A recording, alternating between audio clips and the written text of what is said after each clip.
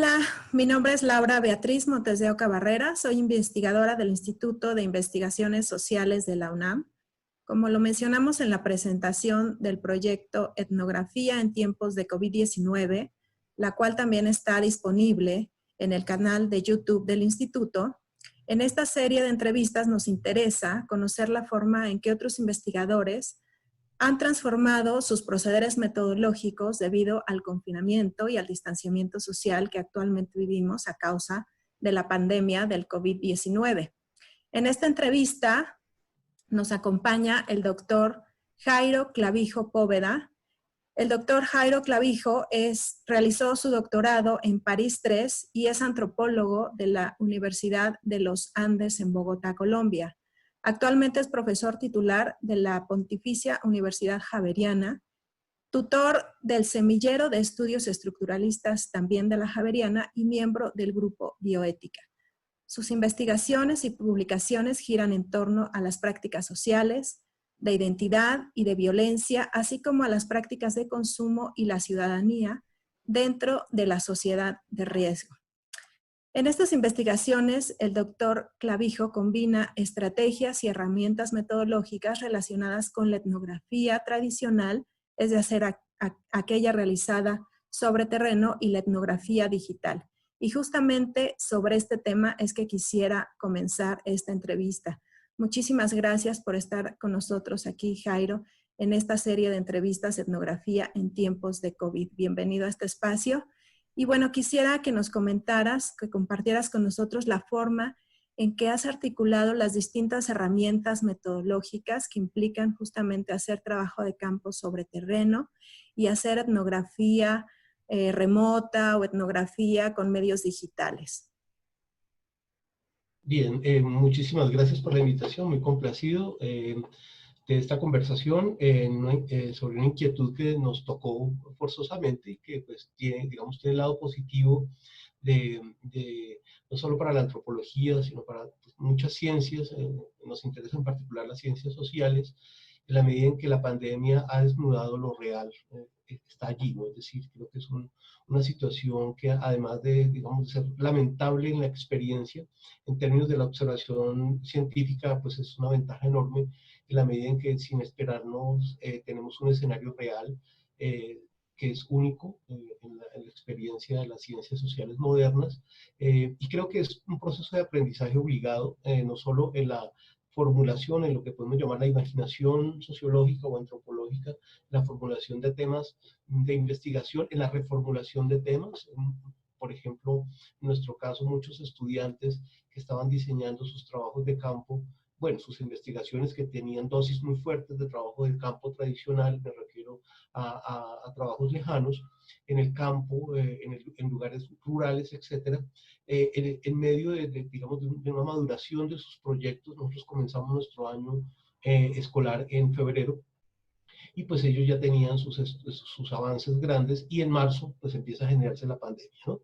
Y pues no, hay unas limitaciones de tiempo por sus graduaciones y demás. Entonces para muchas personas esto se volvió pues un imperativo, ¿no? El cambiar de temas, el cambiar forzosamente de metodologías, y pues para otros ha significado pues un reto para adaptar procesos de investigación que ya venían en marcha. Entonces digamos que son diferentes escenarios en los que pues aparece este reto metodológico. Antes de tocar, digamos, específicamente la experiencia nuestra, creo que es muy importante anotar que el caso, creo que es importante dimensionar el lugar de la pandemia. Yo creo que es importante pensar en la etnografía o los métodos cualitativos o los métodos en general científicos en términos de pandemia, no vistos como algo que se trunca por la pandemia necesariamente, sino que la pandemia genera también unas modificaciones que es necesario articular y que es muy importante observar, que incluso se nos vuelven datos de campo, un poco lo que algunos investigadores franceses llaman la fuerza del campo, ¿no? Es decir, adaptar estos métodos generan nuevos datos. En particular, nosotros veníamos adelantando, quiero citar ejemplos muy específicos, tantas investigaciones que son muy emblemáticas de la experiencia. La primera de ellas era en un sector del sur del Meta de Colombia. Esto queda a unas 9 horas de la capital de Bogotá, bastante alejado, en una zona que fue de conflicto armado. Y nosotros estamos en un trabajo, una vereda muy alejada, con una comunidad prácticamente incomunicada. Y pues el trabajo de campo era necesario precisamente porque hay dificultades de comunicación en teléfonos, no hay telefonía celular, no hay electricidad, etcétera. Entonces, pues estábamos muy cómodos con ese trabajo de campo de desplazamiento, ¿no? De ir allá y recoger los datos. Es un trabajo interdisciplinar con medicina, ¿no? Y con colegas médicos. Y en la pandemia, pues hemos tenido que adaptar la situación. Entonces, por ejemplo, nosotros hemos adelantado estrategias de identificación de personas clave en las comunidades, ¿no? Que tengan la posibilidad de vocería y, digamos, una suerte de entrenamiento rápido de investigadores en campo. Entonces, estas personas que son claves en las comunidades, pues en la comunicación con nosotros se han vuelto unos gestores para la recolección de información en esos lugares, ¿no? Y hemos, digamos, diseñado otros métodos, como por ejemplo el buscar la forma de hacerles llegar recursos para que se desplacen a un lugar donde haya señal celular para hacer el proceso de validación de observaciones, por ejemplo. Hemos diseñado algunos procesos, digamos, electrónicos para hacerles llegar por esta vía las artes de unos materiales sobre proyectos participativos para que la comunidad los avale y demás. Entonces, esta primera experiencia creo que ha sido bien importante porque permite que el grado de participación de las personas sea mucho más alto de lo previsto, ¿no? Usualmente los antropólogos vemos de manera un poco vertical a los observados a pesar de nuestras voluntades de participación. Entonces, creo que el plus de nuestro trabajo ha sido este cambio en el rol de algunos de los participantes. En el caso concreto nuestro, la profesora de la escuela resultó ser una persona muy idónea para asumir ese rol de un poco de etnógrafa o de líder de la recolección de información, pero la comunidad se ha sentido muy bien en este nuevo escenario, digamos, porque lo que nosotros percibimos es que valoran bastante el aumento en este proceso de la participación. Entonces tenemos un primer ejemplo que creo que es interesante y que creo que además podría marcar esos intereses hacia el futuro, ¿no? O sea, tratar de mirar esos grados de participación y pues estas inquietudes del desplazamiento, digámoslo, llamémoslo de esa manera, de las cuestiones etnográficas a los mismos actores de la comunidad. Creo que puede ser un aprendizaje de todos estos ejercicios nuestros, ¿no? Este sería como el primer ejemplo de lo que nosotros experimentamos y en lo que estamos en este momento para poder finalizar ese proyecto participativo sobre cuidados de la salud en una región alejada de Colombia. Claro. En ese sentido, Jairo, quisiera ahora que nos compartieras alguna reflexión sobre, ya nos mencionas con este ejemplo de la investigación que están realizando, algo que en la literatura se conoce como etnografía colaborativa, ¿no? Sí. O sea, justamente cuando los informantes o los sujetos con los que estamos trabajando tienen un rol mucho más activo de lo que en otras condiciones pueden tener.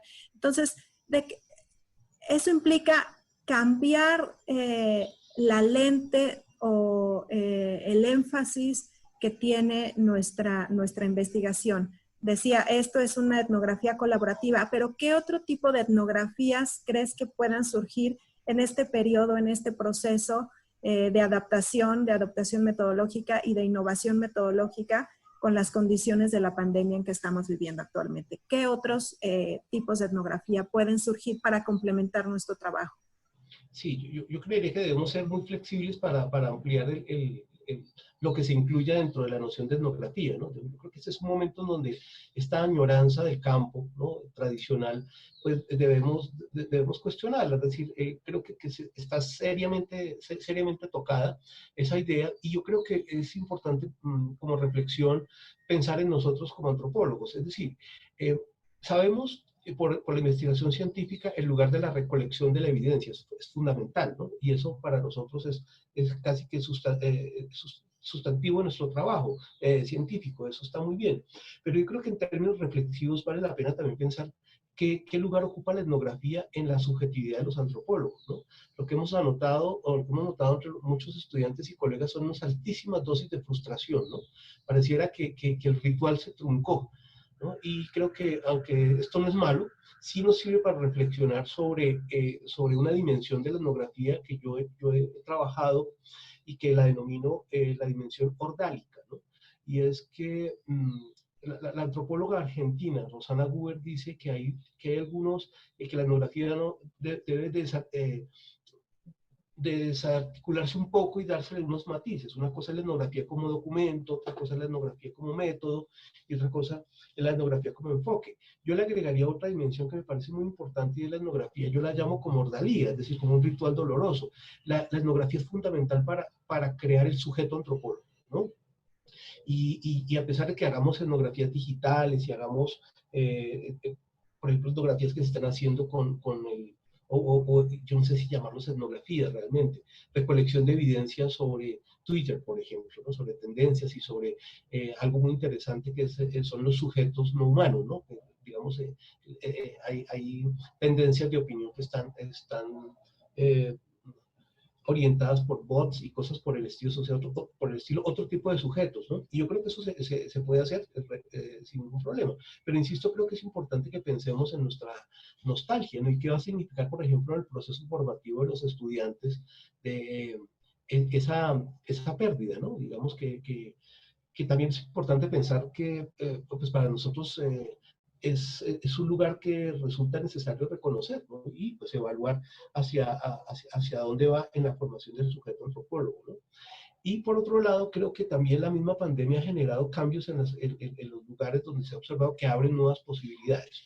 En otra investigación que estamos haciendo, esto me pareció muy interesante, sobre la evolución de la panadería en Bogotá, en Colombia, que es un estudio pionero porque no se ha trabajado utilizando la base teórico-epistemológica y también metodológica propuesta por Pierre Bourdieu.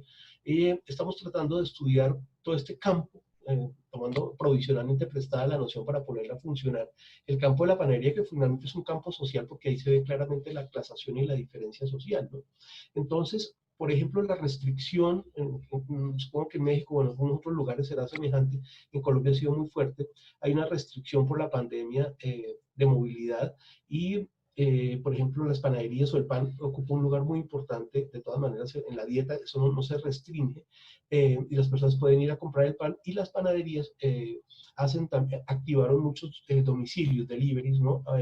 A diferentes lugares, pero como la panadería está clasada, fue muy interesante, por ejemplo, encontrar que al hacer una mapeación, una cartografía, las panaderías, digamos, de élite o aquí se llaman artesanales, generaron unos áreas de cobertura.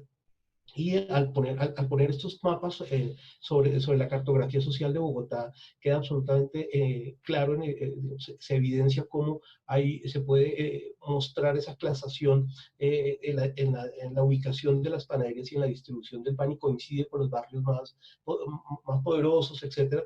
Entonces, pues fue una oportunidad única que no hubiera sido muy difícil de evidenciar. Eso de la clasación se puede prestar para ser especulativo, sobre los radios de acción, digamos, de los deliveries o de las entregas de las panaderías. Entonces, sé que es un ejemplo pequeño, pero resulta interesante, ¿no? Es decir, creo que nos lleva a pensar muchísimo sobre la pandemia como una oportunidad, ¿no? Además quisiera decirlo, la salud es un tema absolutamente central. No conozco a profundidad el caso mexicano, pero el caso de Colombia sí ha sido una crisis lamentable desde los años 90, cuando se entrega el sistema de salud a una lógica neoliberal, y creo que la pandemia también debe servirnos políticamente a los científicos sociales para ubicar el tema de la salud en la primera agenda, ¿no? Digamos, con toda una intención sobre darle esa jerarquía social. Yo creo que en América Latina es muy importante, ¿no? Esperaría que todo este proceso quede en muchos trabajos antropológicos que claramente estén etiquetados en pandemia y donde, por ejemplo, la salud en diferentes matices o la bioética o el problema de la biopolítica que está absolutamente muy claro en todas las decisiones gubernamentales, pues sea una herencia, ¿no? De lo que quede. Sería terriblemente lamentable que después de que pase la pandemia, las ciencias sociales hayan tenido muy poco que decir, ¿no? Entonces, sobre la pandemia misma incluso. Sí, hemos observado cómo los filósofos nos han tomado la ventaja, ¿no? En ese proceso interpretativo de la pandemia. Sí, y como mencionas, la pandemia nos presenta muchos retos, pero también oportunidades, ¿no? O sea, estos retos pueden ser justamente mirar estos problemas emergentes, mirar estos problemas que han sido descuidados justamente por la atención de las ciencias sociales, no se diga por la atención de las políticas públicas, como es la cuestión de salud, ¿no? Y esto que mencionas, que bueno, también un poco menos tal vez que Colombia, en México la atención del sistema de salud es deplorable, ¿no? Pero bueno, retomando lo que mencionaste hace un momento en torno a la nostalgia, esta nostalgia que tenemos como etnógrafos, ¿no? De salir a campo y de hacer este trabajo de campo de manera como más tradicional, más libre, con esta interacción cara a cara, y nos vemos frente a esta pérdida de estos escenarios. ¿Crees que con las adaptaciones que tú mismo en tus propias investigaciones has llevado estos últimos meses, puedes seguir hablando de que sigues haciendo etnografía o tenemos que ya pensar en alguna otra forma de denominar lo que nosotros estamos haciendo? Sí, qué interesante la pregunta. Yo creeré que hay dos opciones, ¿no? La primera de ellas, ya hay voces bastante pesimistas, ¿no? Que plantean una suerte de muerte de la etnografía, pero pues claro, de la etnografía tal cual se concebía, ¿no? Una etnografía, digamos, de movimiento, de movilidad y de cierta libertad, ¿no? De todas maneras, ya había unos problemas que no emergen con la pandemia, ¿no? Es clarísimo en todos los lugares del mundo que la relación con las personas con las que hacemos nuestros trabajos, es decir, ya no podemos hablar ni siquiera de los observados o algo así, porque eso esto no es una realidad como tal. Eh, Creo que esa relación ya venía cambiando, ¿no? Digamos, hay una fuerte politización de la subalternidad, ¿no? Y los antropólogos tenemos que reconocer críticamente que hemos tenido una tradición de estudios hacia gente subalterna socialmente, ¿no? Creo que es un momento de ser mucho más claros, eso ya se venía dando, sobre la necesidad de desenmascarar las clases altas, ¿no? No solo estudiar a los auxiliares de enfermería, por decir algo, sino ahí tenemos unos trabajos muy interesantes de unos antropólogos en las unidades de cuidado intensivo, por ejemplo, pero detrás de eso está la idea de que entre más altas estén los grupos sociales, pues hay un mayor blindaje, ¿no? Frente a ser observados y demás. Entonces, a veces hay muchos lugares cómodos que han propiciado la etnografía tradicional, ¿no? Uno de esos es que ese desplazamiento esconde, como lo llamaría Michel Trujillo, a un antropólogo indiferenciado, ¿no? Es decir, aparentemente neutral, pero que claramente está en una situación social privilegiada frente a los observados, ¿no? En todos los sentidos, en su capital económico, en su capital cultural, etcétera, pues tiene una mayor solvencia.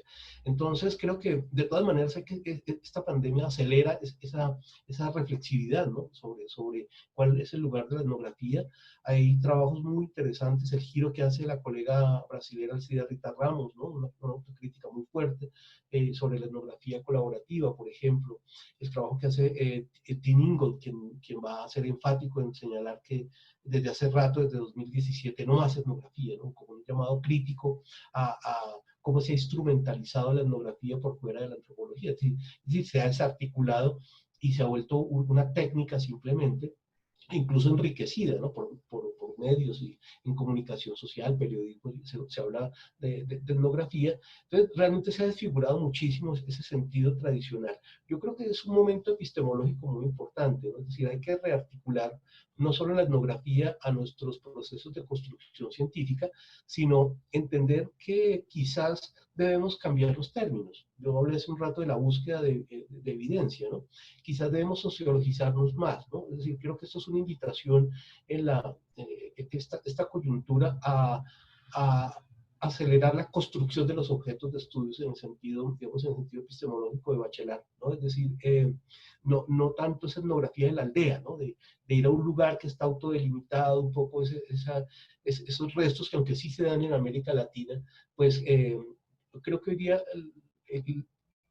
pensar en las ciudades, pensar en problemas complejos, en temas abstractos, ¿no? Como la biopolítica, etcétera, o sea, nociones que no se pueden evidenciar si no es a través de una construcción conceptual, creo que va a dinamizar y puede dinamizar muy positivamente nuestras disciplinas, es decir, un llamado a la cientificidad, por ejemplo, no en un sentido riguroso, estricto, frío, solamente o únicamente, si no lo digo, en un sentido de la construcción de los objetos, ¿no?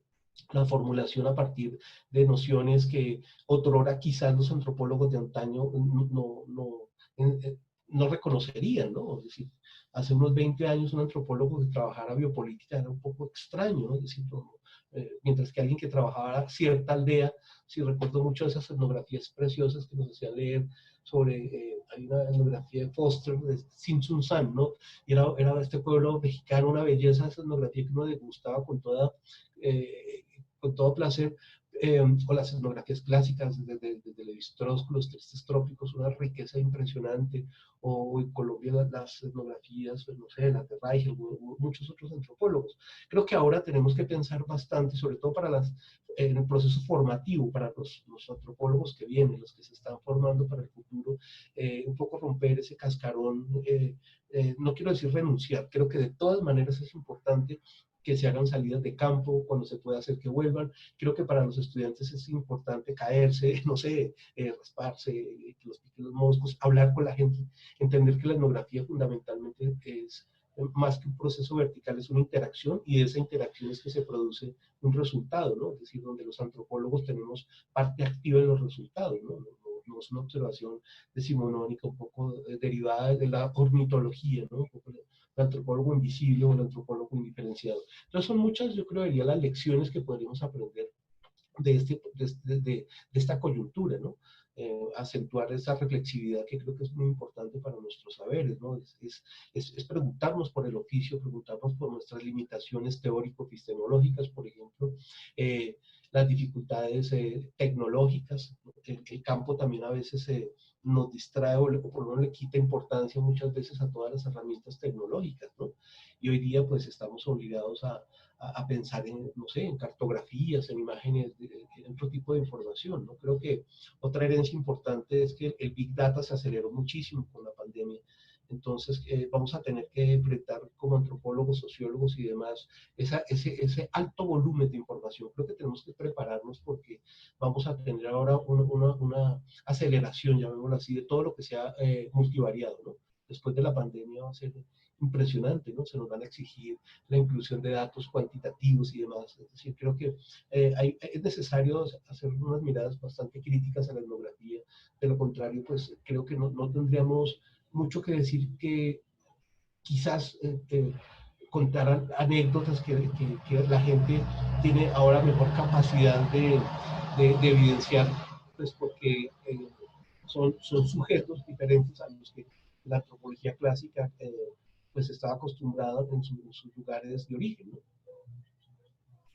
Claro, y sin duda nos presenta, o sea, esta situación en la que estamos viviendo nos presenta nuevas realidades que ya venían de por sí, como lo mencionas, no estamos en esa época de, bueno, salir a trabajo de campo o internarnos en una aldea lejana y demás, como se hacía desde la antropología más ortodoxa y más clásica, sino que, bueno, ha ido cambiando, se ha ido modificando justo las realidades con la globalización y demás, y ahora con la realidad que nos va a quedar después de la pandemia, sin duda, nos queda este reto de modificar nuestro quehacer metodológico, nuestra reflexión epistemológica, y de ahí quisiera que nos compartieras algo que está relacionado un poco con esto.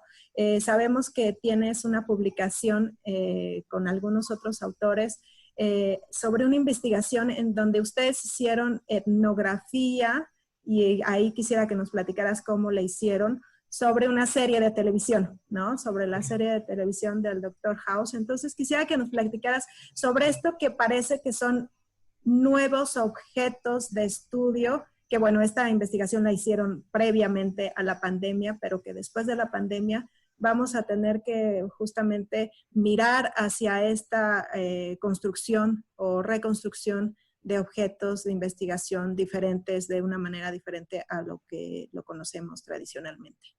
Sí, sí, nosotros hicimos este ejercicio, grosso modo fue una investigación en torno a un cruce entre antropología y bioética sobre la moral médica, ¿no? La moral en la toma de decisiones, ¿no? Que está bastante disfrazada, ¿no? Es decir, los médicos plantean ni siquiera la palabra moral, sino ética, ¿no? Es decir, pareciera que hay un juicio único y pues claramente no es así, ¿no? Y hay muchas investigaciones en el mundo que así lo presentan, ¿no? Hay unos lugares digamos, de cercanía al tema de la vida como principio abstracto. Muchos médicos, por ejemplo, se sienten cómodos allí, y mientras que otros toman sus decisiones basadas en el viviente, ¿no? Un poco tomando esa distinción que plantea el señor George Canguilhem, el maestro de Foucault. Pero la pregunta nuestra es, ¿dónde podemos evidenciar la moral? Porque uno puede estudiar a Foucault, puede estudiar a Canguilhem, pero como antropólogos, ¿cómo evidenciamos la moral? No solo discursivamente o citando a los autores. Entonces se nos ocurrió buscar unos lugares estratégicos, ¿no? El problema es que los ámbitos médicos son tremendamente celosos, ¿no? Son tremendamente cerrados para hacer investigación social. Y con el equipo de investigación de los estudiantes, con el semillero, lo que se nos ocurrió fue hacer una observación sobre la serie Doctor House, ¿no? En la serie Doctor House se muestran situaciones médicas. No, a nosotros no nos interesa saber si las situaciones son realistas o no, sino nos interesaba utilizando métodos muy, muy antropológicos, es decir, volver esto, por ejemplo, un contenido escrito y utilizar el análisis mitológico inspirado en Lévi-Strauss, ¿no? Sobre tomar todos los diálogos de la serie y demás, o sea, métodos muy antropológicos, empezar a evidenciar todos los aspectos que, por ejemplo, en repetición de palabras y demás y de principios, y luego poderlos ordenar para poder identificar una jerarquía moral de los símbolos, y pues eso nos ayudó a entender o a hablar sobre la moral médica, ¿no? En grosso modo, ese fue ese trabajo. Claro, fue hecho antes de la pandemia, pero en el equipo hemos tenido mucho interés por este aspecto. Hay otro trabajo que va a salir ahorita pronto, ya publicado. En el caso colombiano ha sido muy difícil. Yo no conozco estrictamente el caso de México respecto a la relación de los antropólogos con la fuerza pública, ¿no? Pero que se diferencia muchísimo del caso argentino. Nuestros colegas argentinos desde hace mucho rato están trabajando, han observado muy detalladamente la fuerza pública, tanto el ejército como las policías, ¿no? Están muy, muy especializados, hay verdaderamente una gran producción en Brasil también. El caso colombiano no. El caso colombiano ha sido un objeto bastante esquivo y para nosotros un poco nos da susto, ¿no? Porque pues, nuestra tradición digamos, militarista en Colombia ha sido muy fuerte.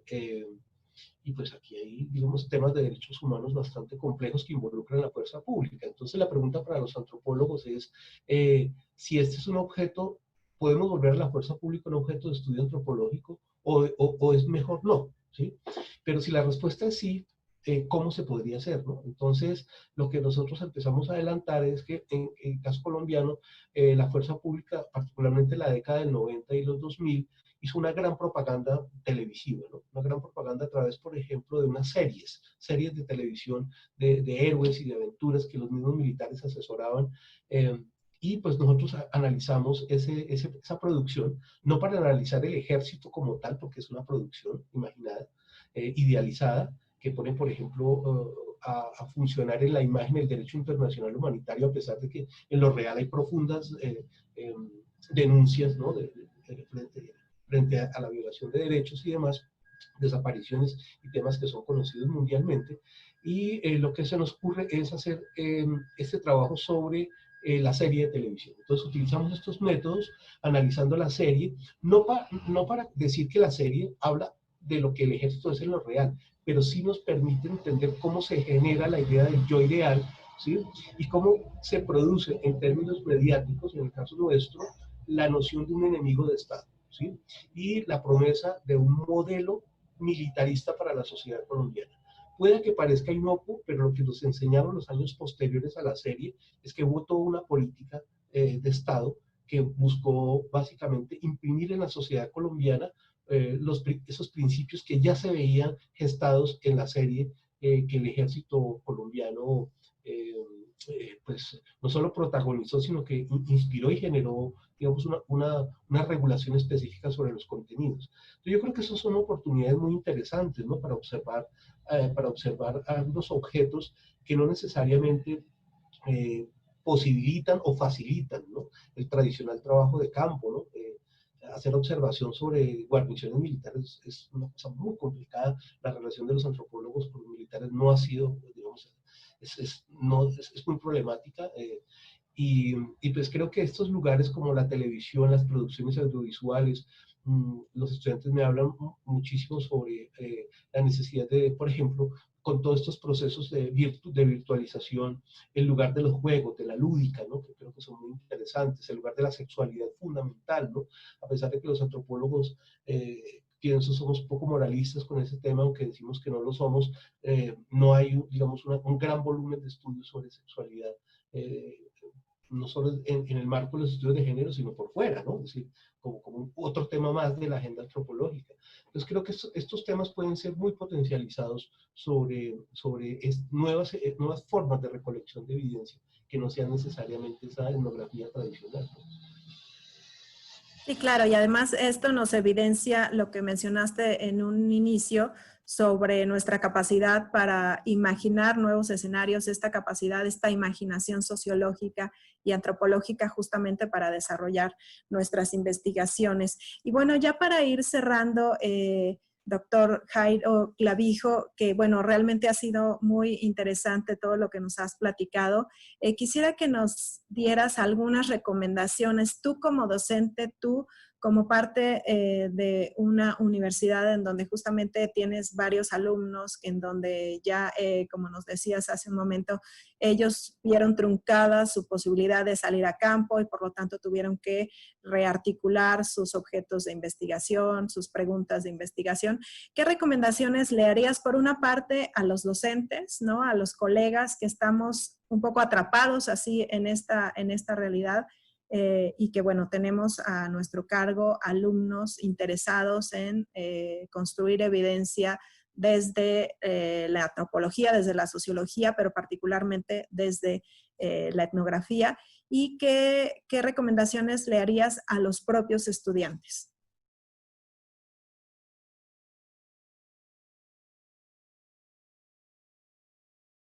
Micrófono, por favor, Jairo.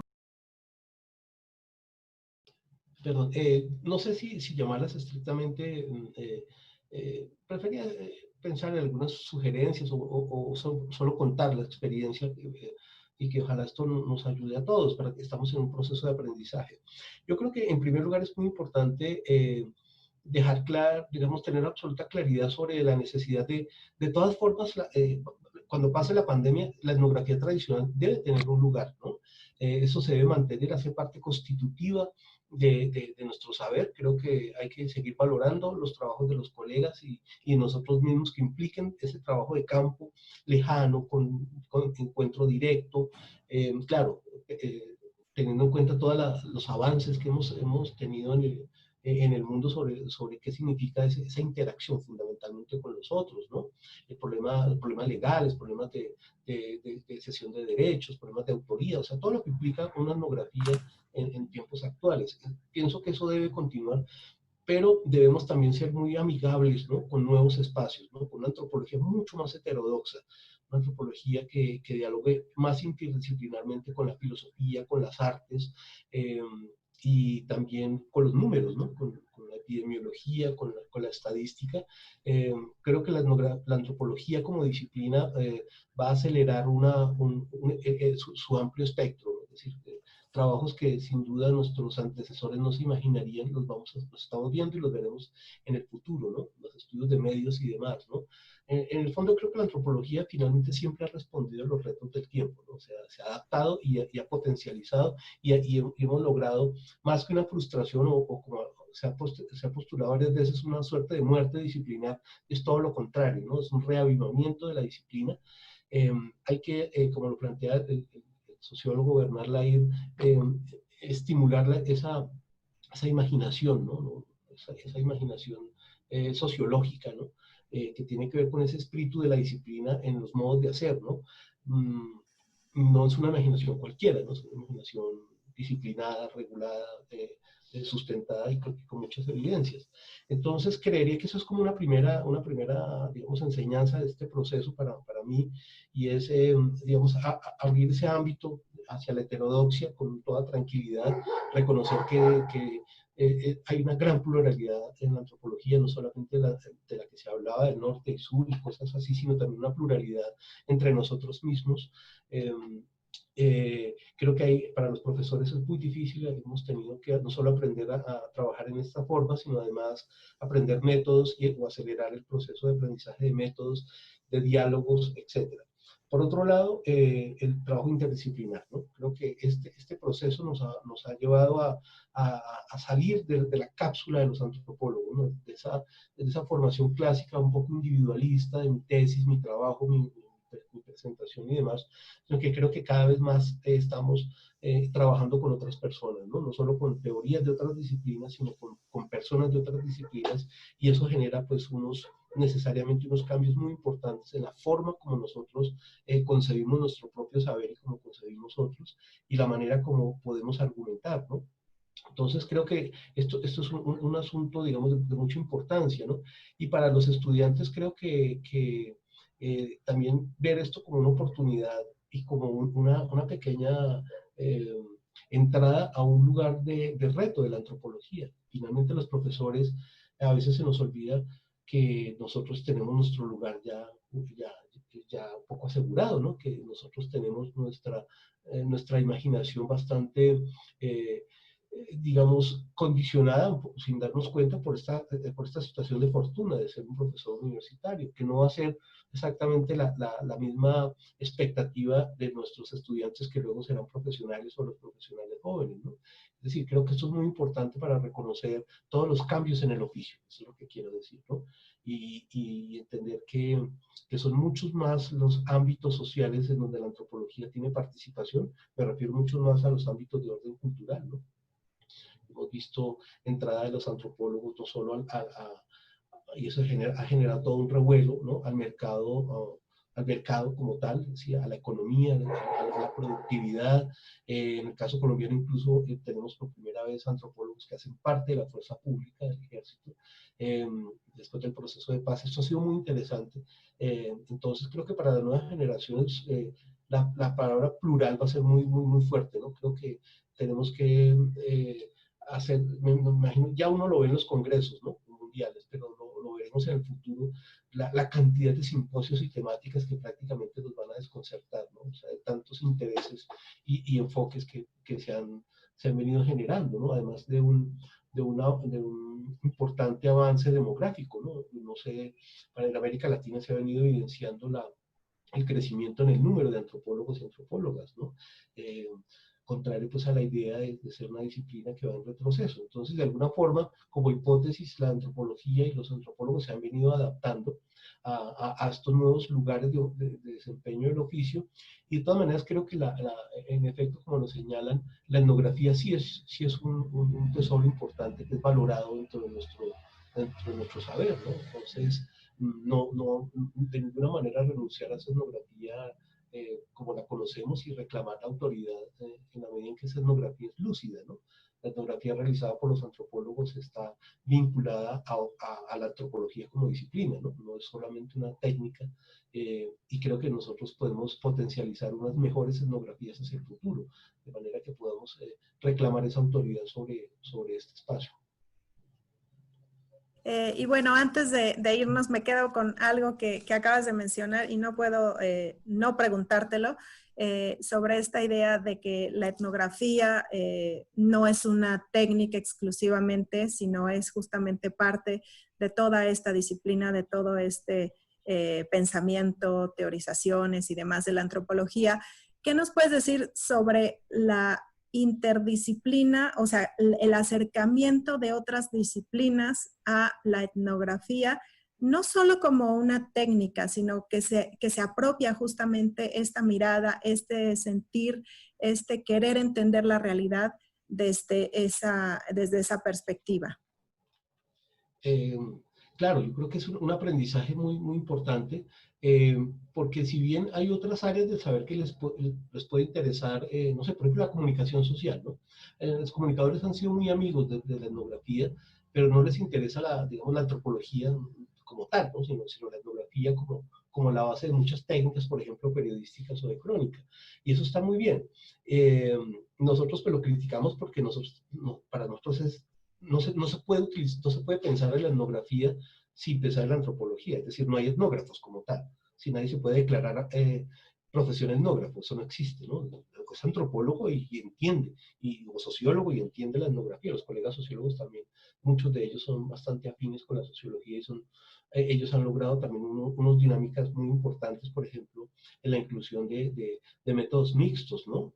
De cartografías sociales, de cosas que, digamos, que dinamizan el mero ejercicio tradicional, ¿no? Entonces creo que es muy enriquecedor, pero creo que también para la etnografía hecha por antropólogos hay unas posibilidades muy grandes, ¿no? Por ejemplo, la utilización de estas técnicas y equipos y demás que utilizan, por ejemplo, los comunicadores, ¿no? Es decir, creo que podemos enriquecer nuestro trabajo etnográfico con esos desarrollos que tienen técnicos, por ejemplo, que tienen otros lados, ¿no? Los geógrafos toda la georreferenciación puede ser muy bien llevada a la etnografía, ¿no? Creo que esto para mí se presenta como una oportunidad muy valiosa, porque nosotros tenemos claro que no vamos a separar antropología de etnografía, pero no, también es claro que podemos aprender de los que han instrumentalizado la técnica muchísimas cosas y podemos entrar en unos enriquecimientos muy importantes de la etnografía, ¿no? Una etnografía que hoy día contenga cartografía, por ejemplo, ¿sí? Eso ya además es bastante normal, ¿no?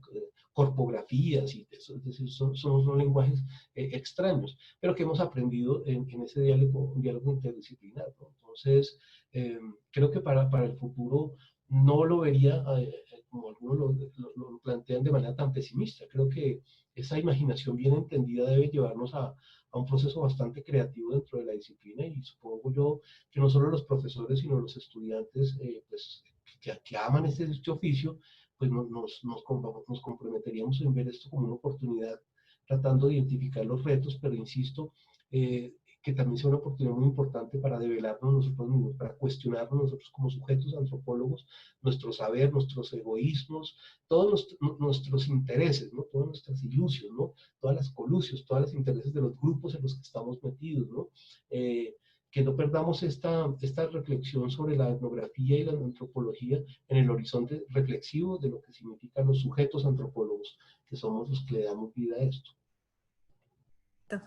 Pues muchas gracias Jairo Clavijo por tu tiempo, por compartir con nosotros. Sin duda lo que nos has planteado en este espacio, tus reflexiones, tus saberes, tus conocimientos al respecto van a enriquecer muchísimo a quienes están justo observando esta entrevista. Pues agradezco ampliamente que nos hayas compartido esto y me parece que tus publicaciones están disponibles en academia.edu, ¿verdad? Exacto, para quienes estén interesados en seguir más de tu trabajo, pues ahí que lo puedan hacer. Pues muchísimas gracias, Jairo. Laura Beatriz, muchísimas gracias a ti y al equipo de trabajo de la UNAM. Muchas gracias por la gentil invitación. Muy complacido. Un placer. Y bueno, pues también los invitamos a que sigan las demás entrevistas de la serie Etnografía en tiempos de COVID-19 para conocer la forma en que otros investigadores e investigadoras de América Latina nos están compartiendo sus saberes, sus perspectivas al respecto. Estas entrevistas están disponibles en el canal de YouTube del Instituto de Investigaciones Sociales de la UNAM. Agradecemos justamente el apoyo institucional del ISUNAM y la asesoría técnica del Departamento de Cómputo y de Difusión del Instituto para realizar esta entrevista. Y junto con Ana Carolina Gómez Rojas, quien es colaboradora de este proyecto, les doy las gracias y los esperamos en la próxima entrevista. Hasta pronto.